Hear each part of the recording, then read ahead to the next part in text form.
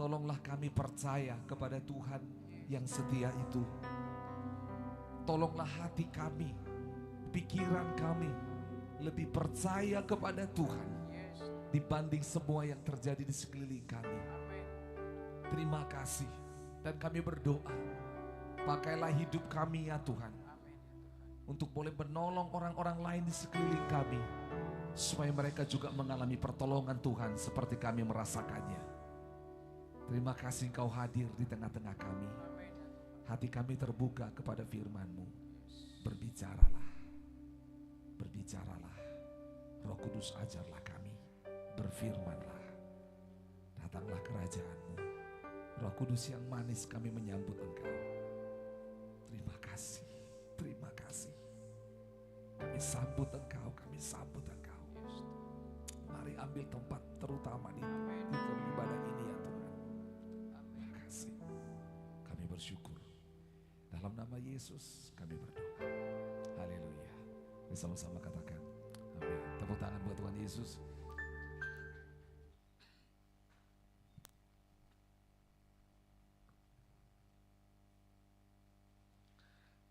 Silakan duduk.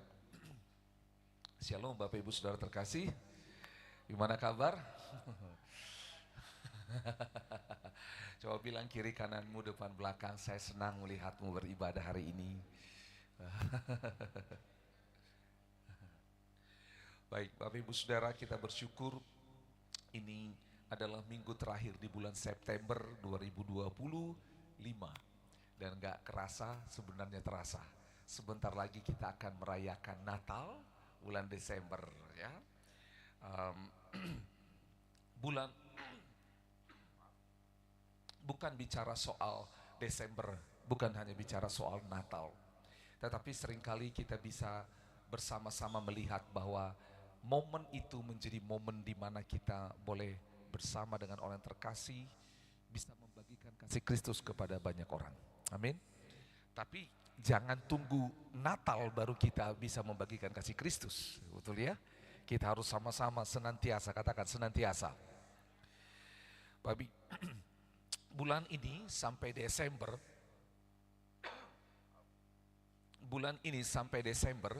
kita akan banyak berbicara tentang bagaimana hidup kita dipakai Tuhan menolong orang lain untuk bisa mengalami Kristus. Sebab itulah Injil, yaitu bagaimana kasih Allah yang kita alami, kita bisa ceritakan kepada orang lain sehingga orang lain juga mengalami Tuhan. Contoh Bapak Ibu Saudara, berapa orang di antara Bapak Ibu Saudara pernah makan makanan enak? Angkat tangan. Wah, hampir semua pernah ya, puji Tuhan. Pertanyaan kedua, berapa orang di antara Bapak Ibu pernah bawa orang ke tempat makan enak tersebut? Nah, oke. Sekarang pertanyaan ketiga, ini bukan jebakan. Pertanyaan ketiga, berapa orang di antara Bapak Ibu pernah makan di satu tempat dan makanan itu tidak enak? Angkat tangan. Wah, banyak juga yang pernah.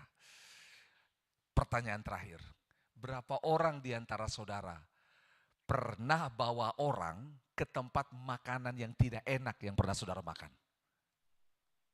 Gak ada kan? Paham maksudnya ya?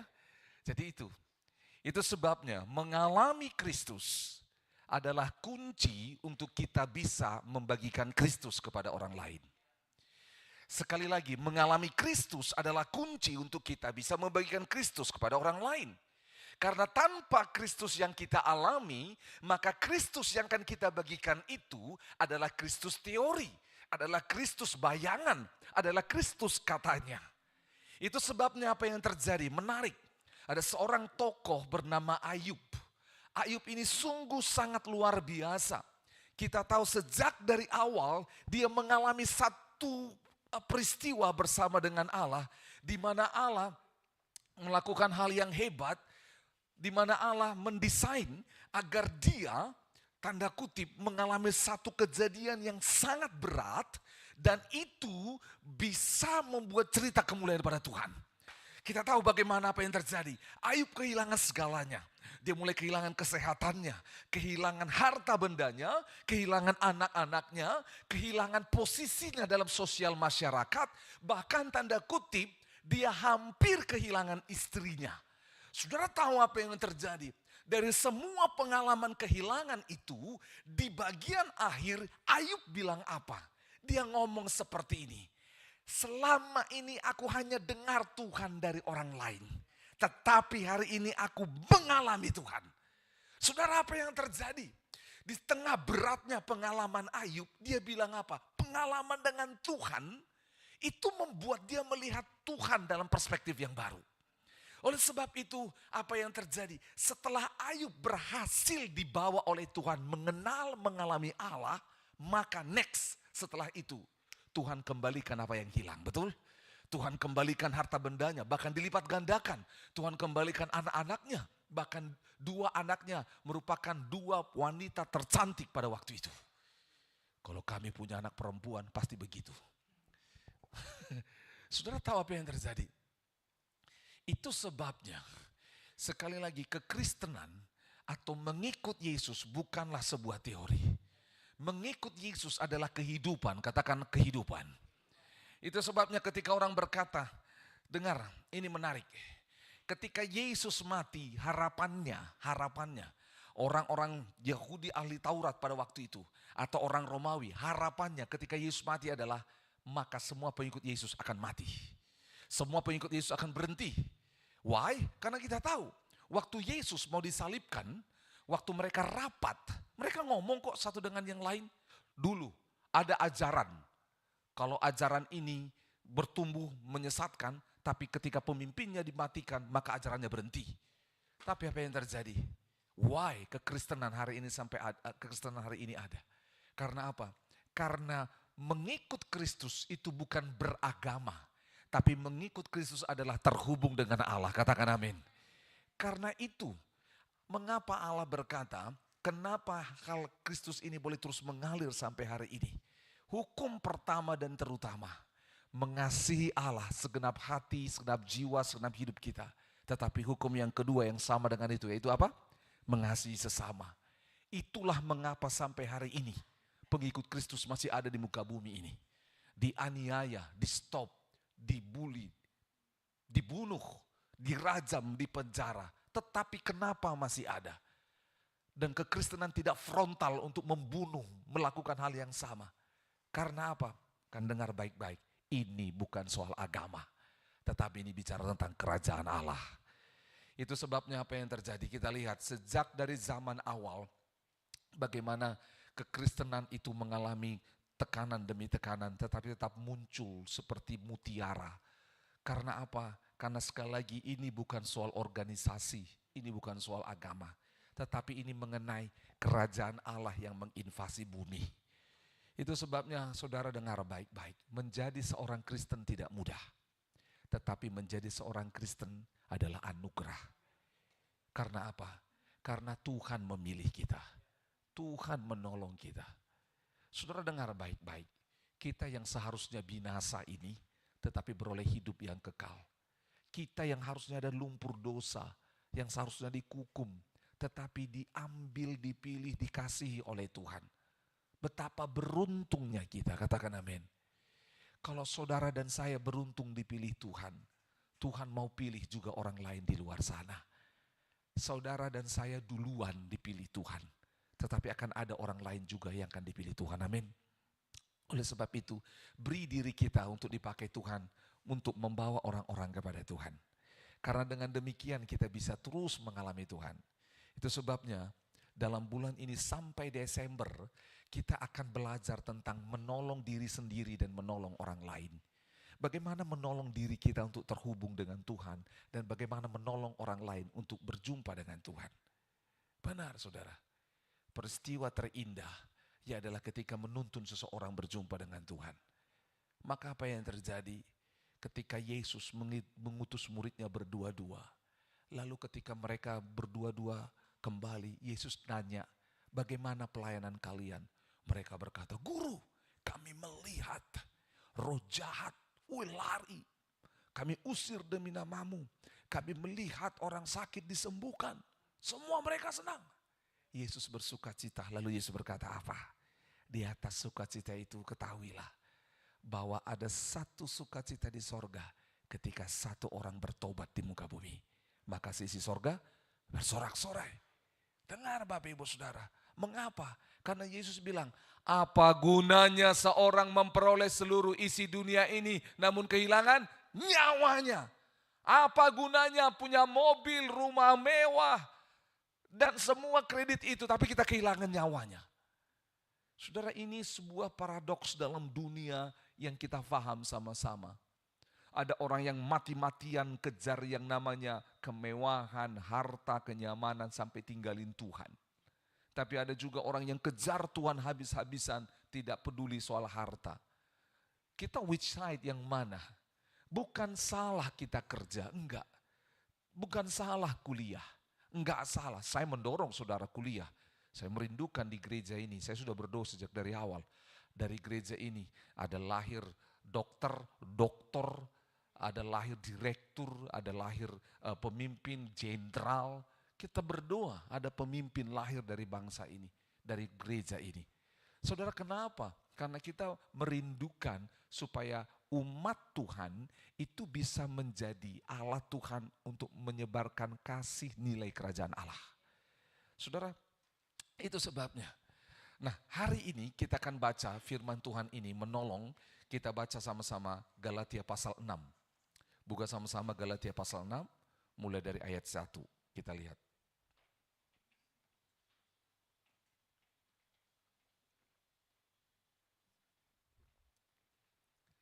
Galatia pasal 6. Mari bangkit berdiri, kita akan baca ayat 1 sampai 10. Kita tidak akan bahas semua, tetapi ini akan menolong kita memandu sampai bulan Desember, sehingga kita bisa menghidupi firman Tuhan. Mulai dari ayat 1 kita baca. Lembaga Alkitab Indonesia memberi judul Saling Membantulah Kamu. Mulai dari 1, 2, dan 3. Saudara-saudara, kalaupun seorang kedapatan melakukan suatu pelanggaran, maka kamu yang rohani harus memimpin orang itu ke jalan yang benar dalam roh lemah lembut, sambil menjaga dirimu sendiri supaya kamu jangan kena pencobaan. Bertolong-tolonglah menanggung bebanmu, demikianlah kamu memenuhi hukum Kristus. Sebab kalau seorang menyangka bahwa ia berarti, padahal ia sama sekali tidak berarti, ia menipu dirinya sendiri. Baiklah tiap-tiap orang menguji pekerjaannya sendiri, maka ia boleh bermegah melihat keadaannya sendiri dan bukan melihat keadaan orang lain. Sebab tiap-tiap orang akan memikul tanggung jawabnya sendiri. Dan baiklah dia yang menerima pengajaran dalam firman, membagi segala sesuatu yang ada padanya dengan orang yang memberikan pengajaran itu. Jangan sesat, Allah tidak membiarkan dirinya dipermainkan, karena apa yang ditabur orang, itu juga yang akan dituainya. Sebab barang siapa menabur dalam dagingnya, ia akan menuai kebinasaan dari dagingnya. Tetapi barang siapa menabur dalam roh, ia akan menuai hidup yang kekal dari roh itu. Janganlah kita jemu-jemu berbuat baik, karena apabila sudah datang waktunya, kita akan menuai jika kita tidak menjadi lemah. Karena itu, selama masih ada kesempatan bagi kita, marilah kita berbuat baik kepada semua orang, tetapi terutama kepada kawan-kawan kita seiman. Silakan duduk. Di ayat 2 dikatakan bertolong-tolonglah. Inilah yang akan menjadi bagian firman Tuhan kita dari September, Oktober, November sampai Desember. Bertolong-tolonglah. Katakan bertolong-tolonglah. Kita harus saling menolong, saling menolong. Saudara, dimulai dari ayat 1, lihat apa yang terjadi. Kalau seorang kedapatan melakukan suatu apa? Pelanggaran. Ini kalau. Tapi jujur, dalam hidup ini kita pasti pernah melakukan pelanggaran. Betul? Ayo, coba tanya kiri kananmu. Kamu melakukan pelanggaran gak dalam minggu ini? Coba tanya. Jangan hanya tanya, dengar jawabannya. Lakukan nggak? Ayo jangan lihat saya, tanya kiri kanannya, jangan tanya saya. Saya kasih tahu ya kalau saya lakukan pelanggaran. Oke. Oke ya. Pelanggaran di sini bukan berbicara tentang hal yang membuat kita akhirnya kehilangan keselamatan, bukan ya. Tetapi hal yang kejatuhan dalam dosa gitu ya. Dan dikatakan di sana, maka kamu yang rohani, katakan yang rohani. Apa yang harus dilakukan kita yang rohani? Kita harus memimpin orang itu ke jalan yang benar. Itu sebabnya kita butuh bertumbuh, saudara. Benar, kita nggak bisa. Makanya ada di dalam kitab Amsal berkata orang buta menuntun orang buta. Keduanya akan terjatuh bersama-sama. Izinkan kebutaan rohani kita dicelikkan oleh Tuhan. Benar ini. Benar ini.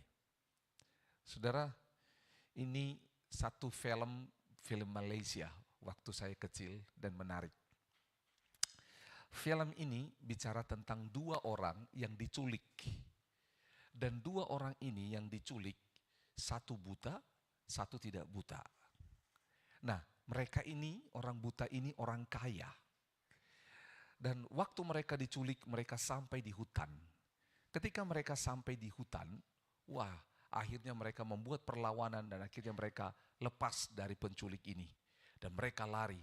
Dan mereka menemukan mobil yang terparkir di sana, mobil dari penjahat ini. Tapi apa yang terjadi? Si buta ini bisa bawa mobil dan yang tidak buta ini nggak bisa bawa mobil. Sehingga akhirnya yang terjadi bingung ini kan ya. Jadi gimana caranya? Dinyalakan mobilnya, sudah sekarang. Terus yang tidak buta ini bilang apa? Maju, ya belok kiri, belok kanan. Nah itu loh. Berhenti gitu. Saudara dengar baik-baik. Peristiwa ini menolong kita. Bahwa kebutaan itu akan melumpuhkan kita. Itu sebabnya dikatakan saudara, kamu yang rohani, kita butuh menjadi hidup rohani. Benar ini. Kita butuh orang tua, suami, istri, anak-anak, saudara saya, kita butuh supaya rohani kita dibangun. Kalau tidak, contoh nih ya, ibu-ibu ketemu lagi ini. Ada namanya PG, Pondok Gosip. Ketemu di situ ngobrol. Saudara tahu apa yang terjadi? Kalau kita nggak rohani, tiba-tiba ada dalam keadaan itu, cerita selingkuh ini segala macam. Iya, betul itu. Memang. Ambil. Iya. Apa? Nah selingkuhi suamimu? Selingkuhi bapaknya. Makanya muncul hashtag. Kau berani selingkuhi suamiku, aku selingkuhin bapakmu. Saudara dengar baik-baik, ide-ide ini akan muncul. Gitu, karena apa? Kita nggak rohani, iman kita nggak bertumbuh. Gitu loh, nggak usah mau kau datang ibadah. Karena apa? Besok masih ada. Ulang tahun kan sekali setahun. Ibadah tiap minggu, nggak usah mi. Karena apa? Orang yang nggak rohani, kita nggak akan punya arus. Nggak punya kekuatan, nggak punya jangkar, kita akan mudah diombang-ambingkan. Itu sebabnya saudara, kita harus berjuang untuk membangun kerohanian kita, katakan amin. Dan orang tua tolong anak kita untuk bisa mengasihi, membangun keimanannya kepada Tuhan. Karena kalau tidak, dengar baik-baik, anak-anak satu kali kalian akan pindah, nggak bertemu dengan kami. Betul. Suara saya yang kau dengar ini satu kali tidak akan kau dengar. Benar. Tidak akan kau dengar lagi. Tetapi dengar baik-baik selama kita bersama-sama. Pastikan imanmu bertumbuh supaya ketika engkau sendiri nanti kita nggak diombang-ambingkan. Kita nggak mudah diombang-ambingkan. Jujur nih. Apalagi anak-anak muda ada orang udah kerja, menikah, dan menikah bukan dengan orang yang mengasihi Tuhan, hilang padahal sebelumnya sungguh-sungguh dalam Tuhan. Benar. Karena apa? Dengar baik-baik, rohaninya mati. Saudara dengar baik-baik. Bukan mau bilang kita supaya seperti orang Farisi. Bukan. Karena ada konotasi hari ini rohani itu negatif. Alah sok rohani, betul? Saudara berdoa, alah sok rohani. Benar, karena memang tabiat dunia ini dosa. Jadi ketika rohani dimunculkan, itu menjadi apa? Musuhnya. Itu sebabnya dengar baik-baik. Butuh kita membangun kehidupan rohani kita, amin.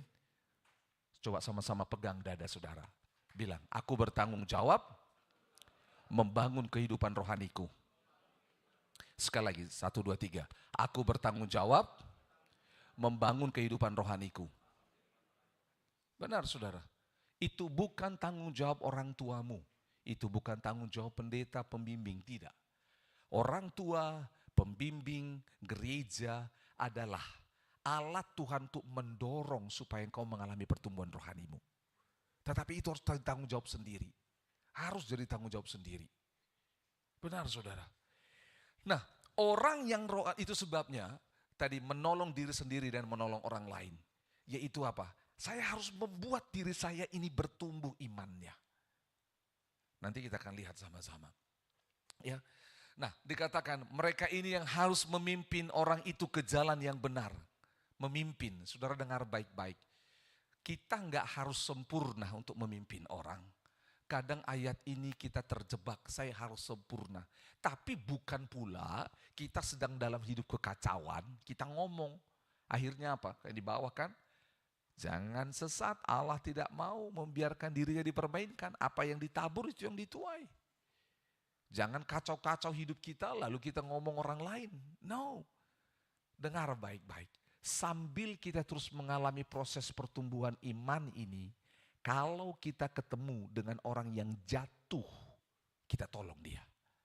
Itu maksudnya. Jangan tunggu dirimu sempurna. Makanya ada, Pak minta uang Pak. Saya belum kaya, saya masih miskin, kamu udah minta-minta. Nah itu salah. Enggak harus kaya baru memberi. Amin. Kita sama enggak? Harus kaya baru memberi. Apakah itu konsep kita? No. Tidak harus kaya baru memberi. Tidak. Tetapi memberi itu adalah satu hal di dalam hati karena mengasihi Tuhan dan mengasihi orang lain. Bukan soal jumlah. Itu sebabnya dikatakan di sini, memimpin orang itu. Nah, kata memimpin orang itu inilah yang akan banyak kita bahas di dalam 3 bulan ini. Bagaimana memimpin orang untuk bisa tanda kutip datang kepada Allah sehingga dia tidak terus ada dalam pencobaan itu. Menolong, menuntun orang lain. Menolong. Siapa di sini yang pernah sakit dan datang ke dokter? Angkat tangan.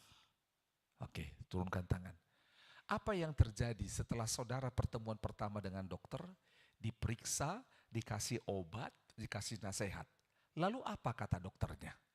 Kalau tidak sembuh atau berubah menjadi lebih buruk, apa dia bilang? Datang lagi.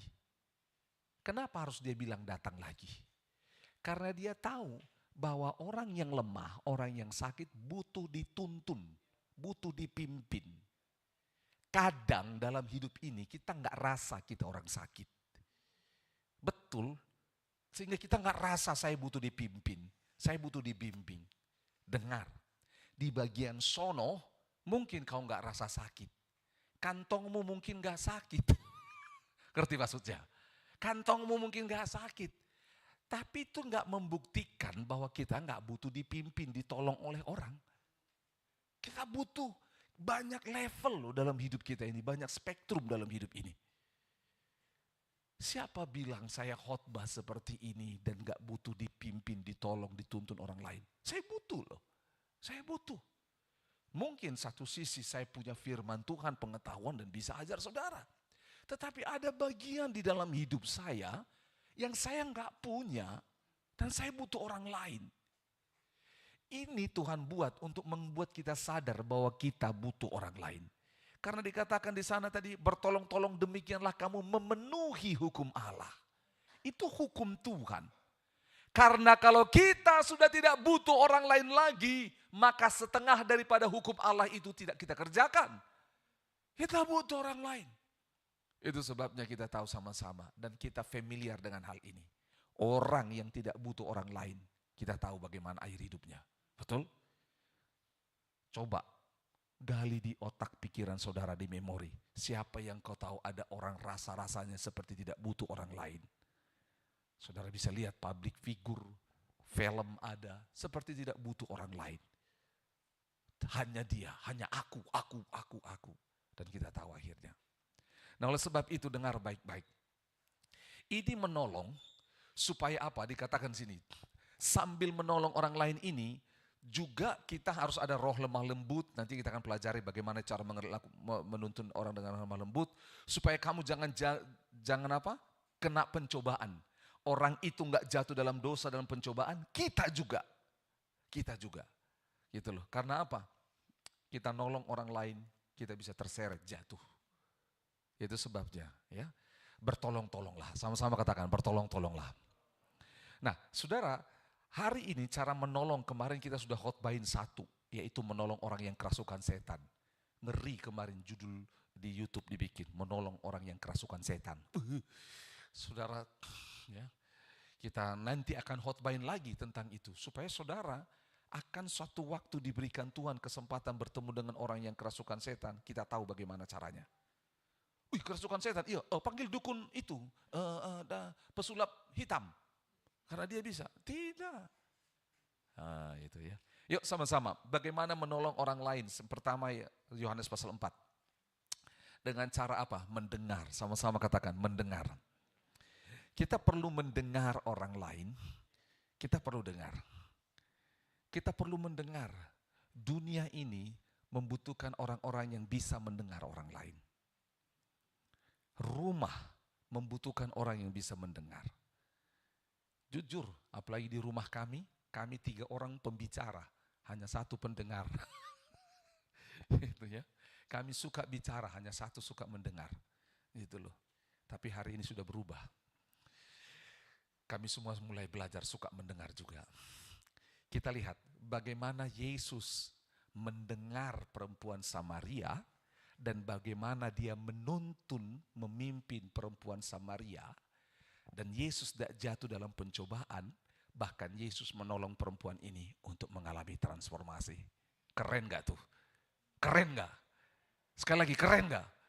Saudara mau gak menolong orang lain, dipakai Tuhan, menolong orang lain, saudara tidak jatuh, saudara bisa menolong dia, dan dia mengalami transformasi. Keren ya? Coba bilang kiri kanan, keren firman Tuhan.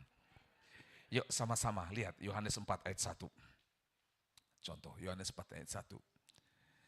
Percakapan dengan perempuan Samaria.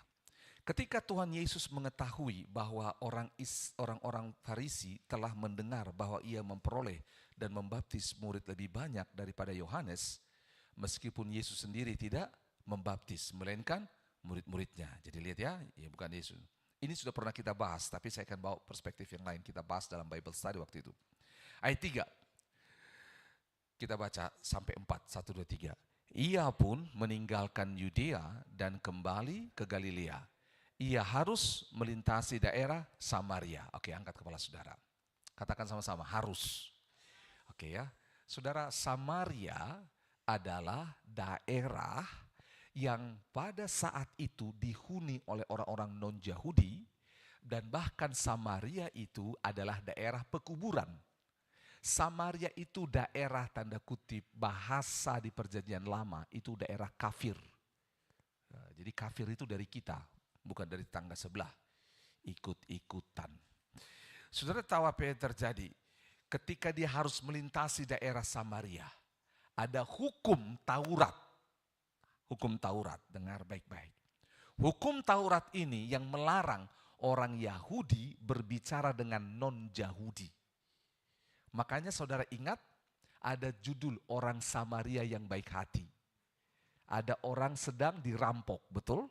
Lalu ada yang namanya pemuka agama Yahudi. Dia lewatin, gak dia tolong. Karena apa? Karena ada hukum Taurat yang membuat dia tidak bisa menolong orang non-Yahudi ini. Yang kedua, orang ini dikatakan berdarah, berlumuran darah. Orang Yahudi ada hukum Taurat yang membuat mereka nggak bisa kena dengan yang najis. Yang ketiga, pemimpin Yahudi ini dia mau pimpin ibadah. Kalau dia kena dengan yang najis, maka dia akan batal pimpin ibadah. Itu hukum Taurat. Makanya saudara dengar baik-baik. Kita bersyukur Yesus sudah menyelesaikan hukum Taurat. Kita bersyukur. Itu sebabnya karena Yesus sudah selesaikan itu, kita bisa menolong orang lain. Amin. Kalau enggak, dulu orang Yahudi hanya nolong orang Yahudi. Makanya sampai sekarang ada agama tertentu yang hanya menolong agamanya. Dan orang lain itu musuh, dianggap musuh. Itu seperti Taurat di Perjanjian Lama. Makanya saudara ikut Yesus, saudara maju 2000 tahun. Tapi kalau ikut yang lain, saudara mundur 2000 tahun. Karena apa? Karena konsep itu. Nah, Yesus harus melewati Samaria. Yesus harus melewati Samaria. Waktu Yesus melewati Samaria, dengar baik-baik, hukum Tauratnya adalah nggak bisa ngomong sama orang Samaria. Makanya mereka, sebenarnya Yesus kan ini dikatakan di ayat 3, dia ini sedang jalan dari Yudea mau kembali ke Galilea. Kalau saudara lihat peta, bisa, tapi muter jauh. Jalan terdekat adalah lewat Samaria. Tetapi itu menjadi momen di mana Yesus memakai untuk mengajar murid-murid. Itu sebabnya mereka bijak. Oke, kalau kita harus lewat Samaria, mereka pilih jam berapa. Makanya mereka pilih siang hari. Perkiraan jam 12 di mana orang tidak ada. Supaya mereka tidak punya kesempatan untuk bicara dengan orang Samaria. Nah, paham ya? Nah, saya berhenti di sini dikatakan apa? Harus melintasi daerah Samaria. Kata harus itu adalah sebuah kesengajaan. Jadi, untuk menolong Tuhan buat sebuah kesengajaan. Saya pakai bahasanya kesengajaan dari Tuhan. Dengar baik-baik. Saat engkau dengar firman ini, buka hatimu. Karena bisa jadi Tuhan sengaja engkau pecah ban. Supaya bisa berdoa, bertemu sama tukang tambal ban. Bisa jadi. Bisa jadi Tuhan sengaja untuk kita tersesat. Supaya ketika ketemu, pada waktu itu kita ketemu dengan orang-orang yang tanda kutip kita akan bawa orang ini pada Tuhan. Ada rekan sekerja kami. Mereka, keluar masuk daerah ini, cerah itu bukan musim hujan. Dan mereka nggak pernah bawa mantel. Karena memang musim panas. Berbulan-bulan nggak pernah hujan. Dan waktu mereka pergi mau pulang, tiba-tiba, sama-sama bilang tiba-tiba. Kurang horor, 1, 2, 3. Tiba-tiba, ini benaran saudara, dilihat langit gelap, gelap langitnya. Dan tiba-tiba hujan kencang. Mereka mau berteduh dan mereka lihat satu rumah di sana. Dan mereka singgah di rumah itu. Tahukah saudara, ketika mereka singgah di rumah itu, pemilik rumah bilang apa? Silakan masuk. Saya tahu kalian akan datang. Lalu dikasih handuk. Dikasih air minum saudara. Saya tahu kalian akan datang. Apa enggak kaget ini suami istri? Panjang ceritanya. Tapi ujungnya saudara tahu, akhirnya satu keluarga ini terima Yesus sebagai Tuhan Juru Selamat. Tepuk tangan buat Tuhan Yesus. Itu sengaja yang dari Tuhan. Tapi kalau dua orang ini nggak peka, maka apa yang terjadi? Mereka akan terobos hujan sambil berdoa. Dalam nama Yesus, hujan berhenti. Dalam nama Yesus, hujan berhenti. Tuhan bilang apa? Aku buat hujan supaya kau berteduh. Paham ya? Nah, kita nggak akan bisa tahu itu kalau kita nggak rohani, nggak bangun iman. Kita nggak tahu. Kita akan bilang, siapa lagi yang menebarkan paku di jalan ini? Oh jangan-jangan ini, tukang tambal ban. Supaya ada orang datang di sini, dia bikin paku. Padahal Tuhan bilang, aku buat itu banmu bocor. Karena si tambal ban ini tadi malam mimpi. Dan dia cari kebenaran. Aku kirim kau ke sana. Saudara dengar baik-baik. Kesengajaan yang dari Tuhan. Bilang kesengajaan dari Tuhan. Oke, kesengajaan dari Tuhan ini, inilah yang membuat, lihat, kita tahu kisahnya. Kita tahu kisahnya, ayat 5. Maka sampailah ia ke sebuah kota di Samaria yang bernama Sikar, dekat tanah yang diberikan Yakub dahulu kepada anaknya Yusuf. Di situ terdapat sumur Yakub, katakan sumur. Oke, Yesus sangat letih oleh perjalanan, karena itu ia duduk di pinggir sumur itu hari kira-kira pukul 12. Lihat ya, kira-kira pukul 12, sumur. Lihat ya, saudara, sumur adalah bagian hidup hari-hari. Di situ 7. Maka datanglah apa? Seorang perempuan Samaria hendak menimba air. Kata Yesus kepadanya, berilah aku minum. Oke, lanjut 8. Sebab murid-muridnya telah pergi ke kota untuk membeli makanan. Enggak ada GoFood, GrabFood pada waktu itu. Enggak ada ya. 9. Maka kata perempuan Samaria itu kepadanya, masakan engkau seorang apa? Yahudi, minta minum kepadaku seorang Samaria. Baca. Sebab orang Yahudi tidak bergaul dengan apa? Saudara lihat itu. Ini yang saya bilang tadi, hukum Taurat itu. Ya.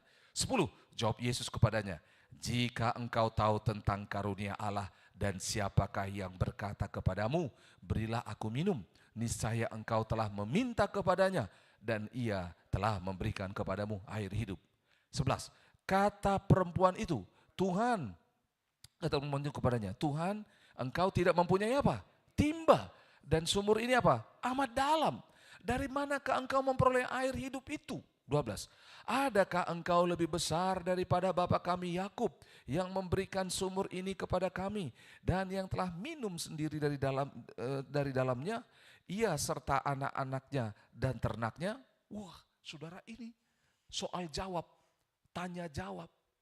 Yesus itu hebat. Dia mendengar dengan baik. Saudara dengar, kalau kita baca ini terus, dicatat ada sebanyak 14 kali tanya jawab. Di mana 7 kali Yesus berbicara dan 6 kali perempuan ini berbicara juga. Jadi lihat, komunikatif. Jadi menolong orang lain itu perlu komunikasi. Katakan, perlu komunikasi.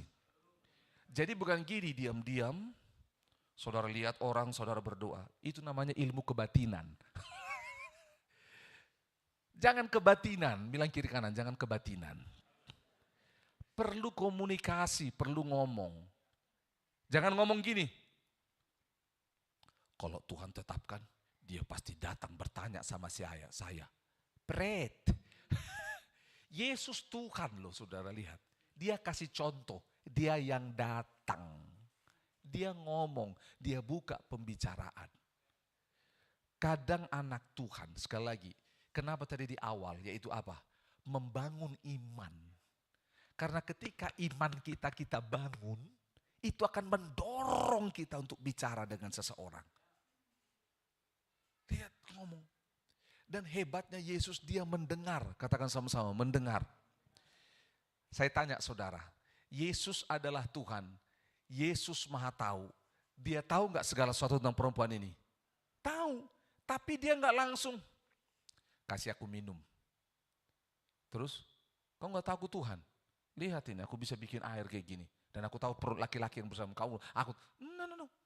Yesus tuntun, makanya tadi Galatia 6, memimpin. Katakan sama-sama, memimpin. Enggak langsung, blek, enggak. Bisa enggak Yesus kasih tahu bahwa dia Tuhan kepada perempuan itu langsung? Bisa. Dia melebihi Avatar. Dia bisa ambil air itu, saudara. Tapi dia enggak lakukan. Karena apa? Kata memimpin itu, bahasa Bataknya, setep by setep. Artinya apa? Selangkah demi selangkah. Kenapa banyak orang alergi dengan kekristenan, alergi dengan hal rohani? Karena kita langsung ujungnya. Kenapa Yesus? Kenapa Allah? Allah bisa nggak selamatkan manusia tanpa drama yang namanya Yesus lahir ini segala macam. Orang bilang apa? Ngapain perlu drama? Kan dia Tuhan, nggak perlu pakai mati-mati, nggak perlu dikubur-kubur. Dengar baik-baik. Otak kita dangkal, cetek. Kalau digituin kita akan bilang apa? Sulap kali Tuhan lo. Tuhan bikin prosesnya supaya kita sadar. Dengar baik-baik. Makanya perempuan itu Tuhan dengar, katakan dengar. Saudara dengar baik-baik. Tuhan ini memberikan satu perintah pertama kepada orang bangsa Israel ketika mereka sampai di tanah Kanaan. Perintah pertamanya adalah dengar. Dengar. Sama-sama bilang dengar. Coba lihat Ulangan pasal yang keempat. Ulangan pasal 6. Ulangan pasal 6.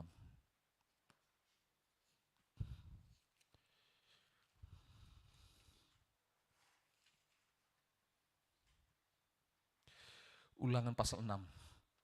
Ayat yang keempat. Ya. Mulai dari 1 deh sampai 4 kita baca. Ulangan pasal 6 ayat 1 sampai ke 5. 1, 2, 3.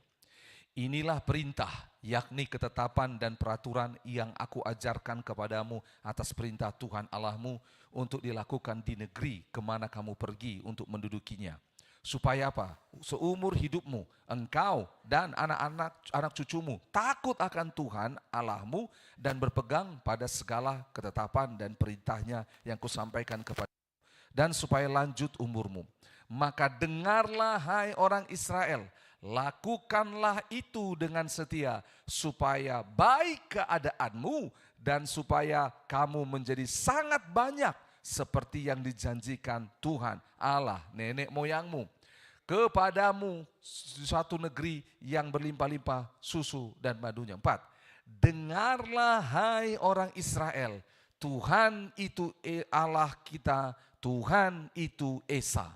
Kasihilah Tuhan Allahmu dengan segenap hatimu dan dengan segenap jiwamu dan dengan segenap kekuatanmu. Ini doa bangsa Israel yang 2 kali sehari minimal mereka ucapkan. Ini kalimat syahadat bangsa Israel. Shema Israel. Saudara pernah dengar itu? Ya, dengar. Dengar itu dari bahasa aslinya shema. Dengar. Tapi kata dengar di sini bukan hanya telinga. Kata shema itu adalah kata diterjemahkan dengar itu lebih luas, yaitu apa? Dengar itu artinya apa? Dengar, pahami, dan taati. Dengar, mengerti, dan taati. Itu shema. Makanya saudara dengar baik-baik. Semua perjanjian di dalam perjanjian lama yang dibuat antara Allah dan manusia, antara sesama manusia, mengandung unsur shema. Karena apa? Kata berontak atau melanggar janji itu adalah lawan dari shema. Makanya ketika mereka memutuskan, bangsa itu memutuskan untuk meninggalkan Tuhan, Allah itu berkata, dengar, dengar. Dia panggil terus. Dia panggil. Karena kata dengar di situ menuntun ketaatan, menuntun pengertian. Mengapa kita perlu mendengar? Karena itulah cara Allah. Saya sampai buat riset, saudara. Bukan riset bagaimana, saya riset akademis saja membaca.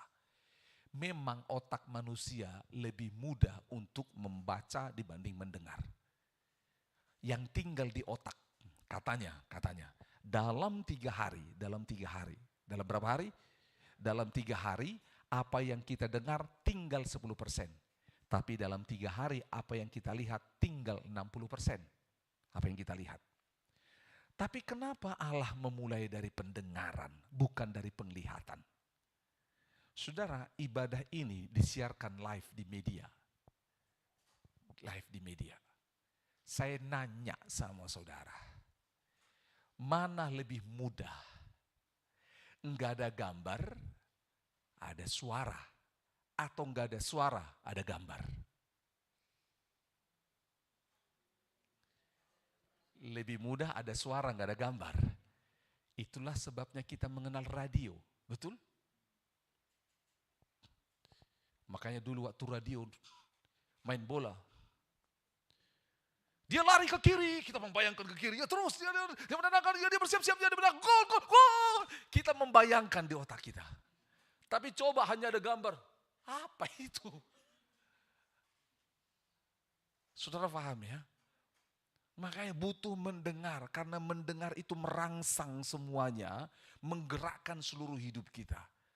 Nah, konsep Alkitab, mendengar itu akan membuat kita akhirnya melihat. Lihat ya, Musa pertama kali melihat burning bush, melihat yang namanya semak duri, ada api di sana.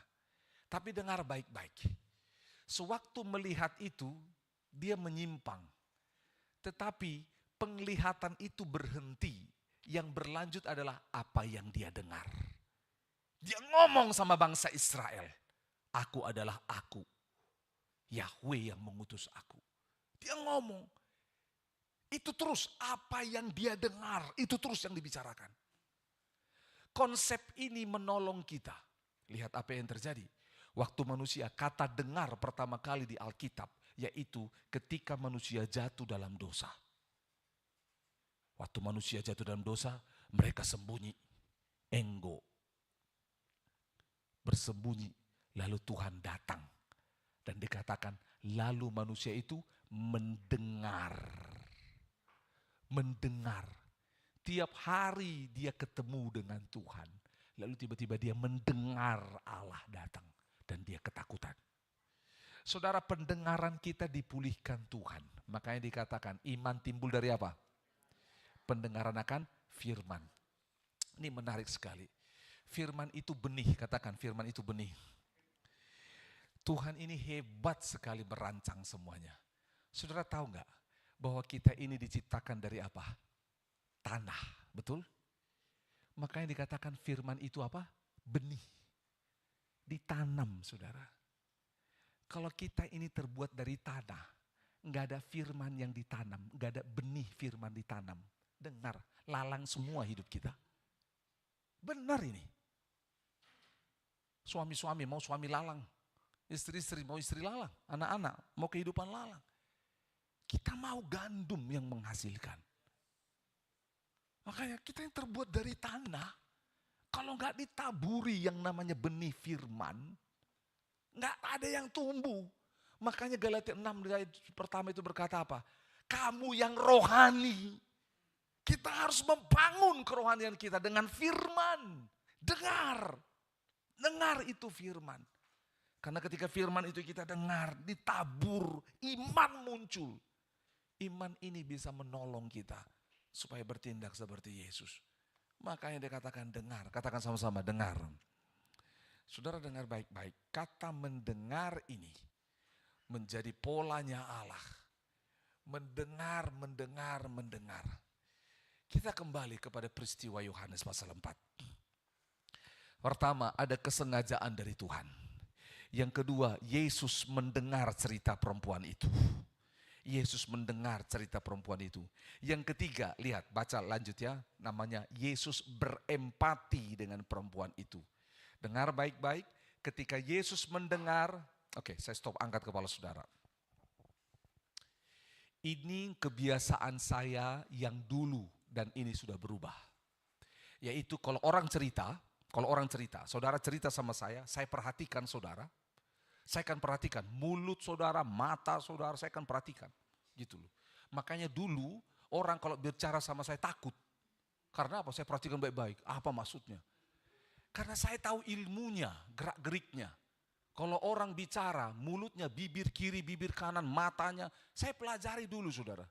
Saya tahu kalau matanya kemana, kiri, saya tahu. Karena itu kerjaan saya. Saya HRD, saya interview orang. Bener, hanya ngomong tentang keluarga ini dan saya sudah tahu ya memang kau ini. Saya sudah tahu, karena saya dilatih untuk itu. Makanya kalau orang bicara sama saya, pelai wajah, oh ya terus, ya, oh ya, ya, saya tajam.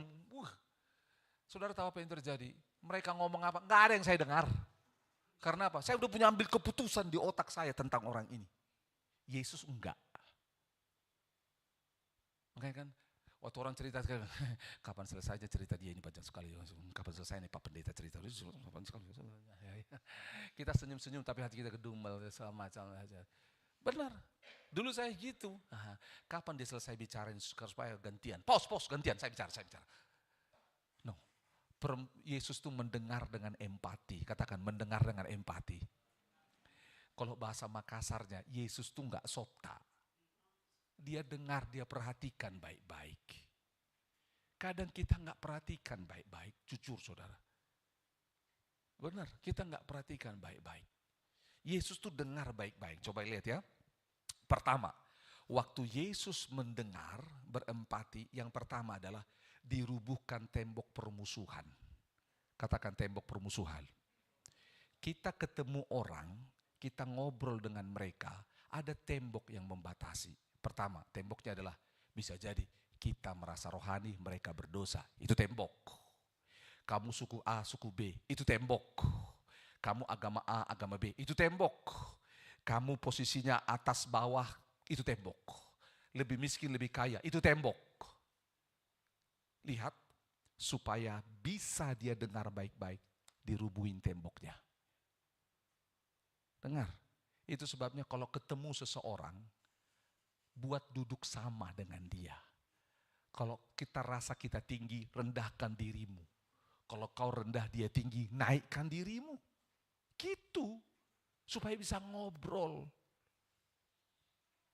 Lihat, kesengajaan dari Tuhan, rubuhkan tembok, mendengar dengan empati. Yang terakhir adalah jawab sebagaimana mestinya.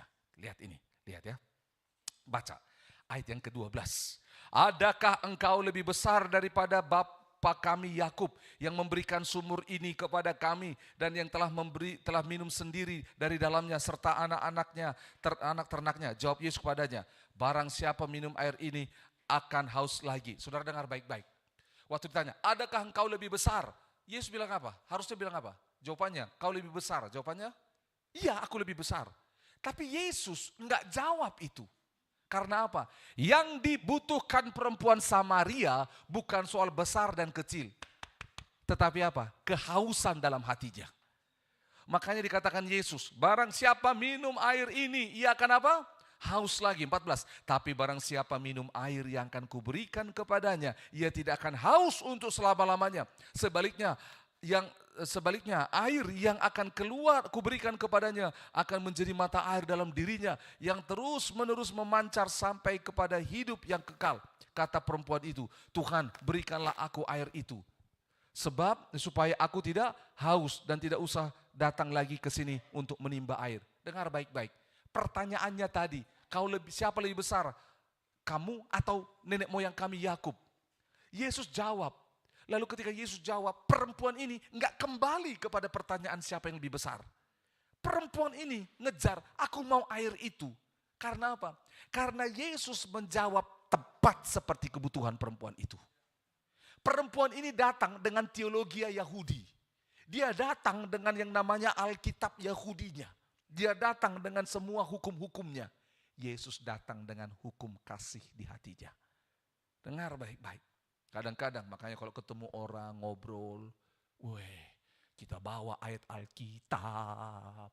Orang itu bilang apa? Aku gak butuh ayat.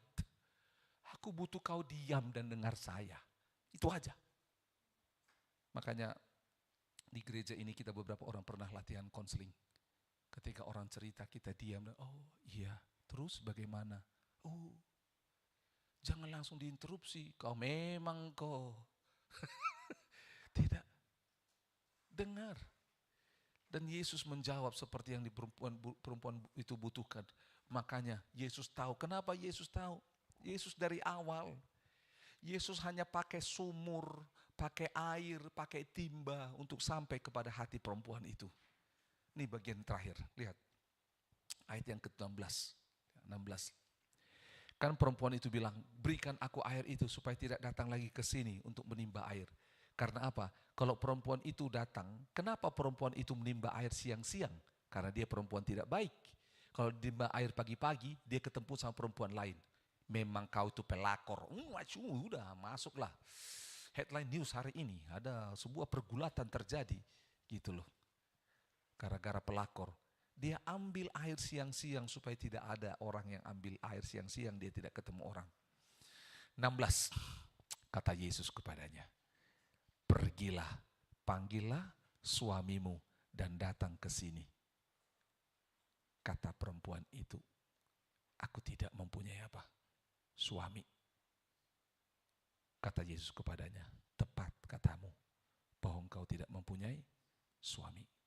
Sebab engkau sudah mempunyai 5 suami, Dan yang ada padamu bukanlah suamimu. Dalam hal ini engkau berkata benar. Jadi sudah ada 5 suaminya. Tambah laki-lakinya berapa? 6. Yesus adalah laki-laki ke-7. 7 angka sempurna.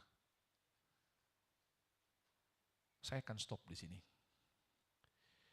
Doa saya supaya saudara dan saya dipertemukan dengan Tuhan, dan kita adalah orang terakhir yang membuat dia berjumpa dengan Tuhan.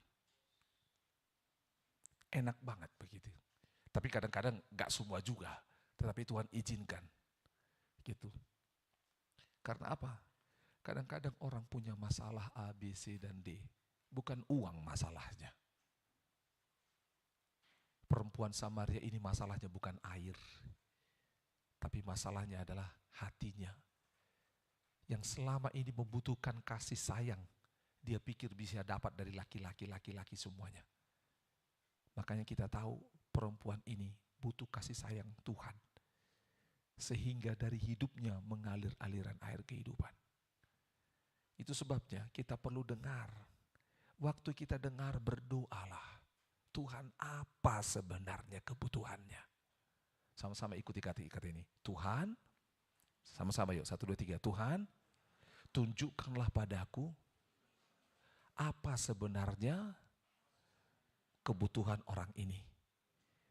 Jadi ketika bertemu dengan seseorang, berdoalah. Tuhan tunjukkan.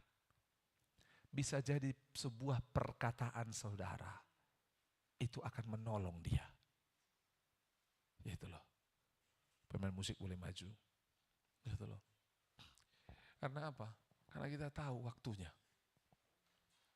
Satu kali waktu latihan musik di sini, Kakak Tirsa sedang ada di multimedia. Jadi gelap. Dia buat. Saya bantu sana sini. Tiba-tiba Tuhan bilang, ada apa dengan Tirsa? Sambil saya cek-cek ini, Tuhan ngomong sesuatu. Gitu loh. Padahal musik ribut sekali dan segala macam. Lalu tiba-tiba saya tanya, hanya satu pertanyaan kepada Tirsa. Langsung pecah dia di situ. Dia langsung nangis. Saya enggak konseling dia, enggak. Saya hanya bilang, Tirsa, Tuhan hanya mau bilang, Tuhan sayang sama Tirsa. Dan nangis itu. Saya enggak tahu masalahnya. Saya enggak tahu. Tuhan hanya titip sebuah perkataan pada saya dan saya sampaikan pada dia. Makanya punyalah hati itu mau mendengar, amin. Waktu orang lain, Tuhan kau mau apa dengan orang ini? Gitu loh. Kau mau apa? Supaya apa? Saudara, Tuhan hadirkan hidupmu. Untuk apa? Menuntun orang lain. Menuntun orang lain.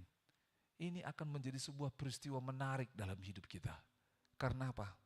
Tuhan bisa pakai saudara dan saya, amin.